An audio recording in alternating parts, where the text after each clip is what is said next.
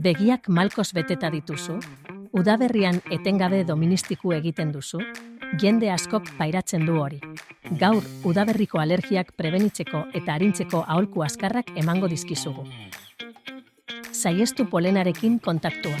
Saiatu zelaira ez ateratzen. Kontzentrazio handieneko egunetan eta egiaztatu zure inguruko polen mailak kanpora irten aurretik.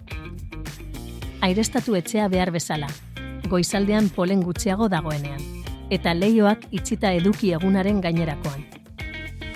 Etxera iristean, dutxatu eta arropa saldatu polena ileari, azalari eta soinean duzun edozeri itxasten zaio.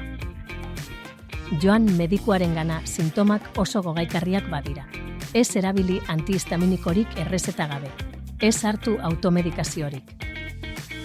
Arriskutsua izan daiteke. Erabili epa iragazkiak etxean. Honen barruan sartzen dira aire arazgailuak, zurgagailu konbentzionalak, robot zurgagailuak eta noski etxeko aire girotua.